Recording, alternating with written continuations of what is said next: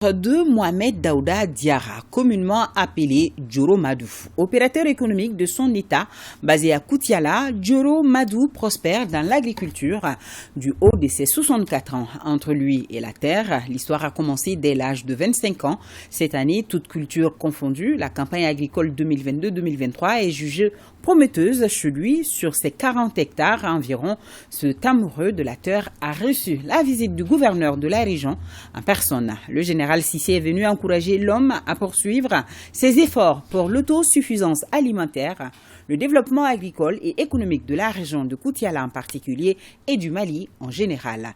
Le film de notre grand format est retracé par Brahima Kone. Les producteurs agricoles occupent une place de choix dans le développement économique de Koutiala. Mohamed Daouda Diarra, dit Djoro Madou, fait partie de ces producteurs déterminés pour une agriculture rentable. Entre lui et la terre, c'est une histoire qui a commencé quand l'homme avait 25 ans. À l'âge de 25 ans, j'avais un champ de culture à l'office du Niger, 25 hectares, que j'ai exploité là-bas. À ce moment-là, je n'avais même pas de fiancé. La source là, c'est la culture. Tous mes biens, c'est commencé par l'agriculture. Et j'ai eu mon fonds de roulement pour faire le travail. Je n'abandonne pas la culture pour l'industrie. Du haut de ses 64 ans, Djoro Madou a pour clé de voûte la promotion de l'autosuffisance alimentaire. Il faut qu'on change les mentalités de travail. Le Mali a beaucoup d'opportunités par rapport aux surfaces que le Mali en a.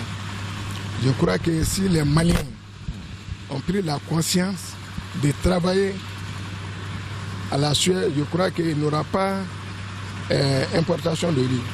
Le chef de l'exécutif régional, animé de la volonté de promouvoir la récompense du mérite, est venu visiter le champ de Djoro Madou et l'encourager pour ses réalisations en faveur de la région de Koutiala. Il y a beaucoup de Djoro Madou ici à Koutiala. C'est un exemple qu'on vient de prendre pour galvaniser davantage ceux-là qui ne sont pas connus. On est sur 12 hectares de maïs, le reste encore est là-bas. Si tout le monde le faisait, en toute objectivité, le Mali serait suffisamment outillé pour faire face à d'autres préoccupations qui ne seront pas des préoccupations alimentaires. Donc c'est le lieu davantage de l'encourager et faire savoir au Mali ce que Koutiala est en train de faire. Djoro Madou a cultivé cette année 20 hectares de maïs, 5 hectares de petits milles, 4 hectares de riz, environ 3 hectares de sorgho et 7 hectares de coton. Chez lui, la campagne agricole 2022-2023 est prometteuse. Ça, c'est un champ de coton que j'ai transformé en champ de riz. J'ai créé le BTP pour mon propre compte, pour aménager les plaines, pour que je puisse bien cultiver. Mohamed Daouda Diarra a plusieurs cordes à son arc car il évolue dans les domaines de l'industrie, du BTP, du commerce, de l'élevage et de l'agriculture. Toutes choses qui lui ont permis de faire un grand pas dans la lutte contre le chômage en employant plus de 120 personnes. Il est en train de nous aider à remblayer les nids de poules qui sont par-ci par-là. Et indépendamment de ça, pour aller au niveau du tribunal, la route qui est en construction, et c'est lui aussi qui est sur ce chantier. Le personnel qu'il emploie est très important aujourd'hui à Koutiala. Donc c'est le lieu de le remercier au nom des plus hautes autorités qu'il continue sur ce chemin. C'est de ça qu'on a besoin.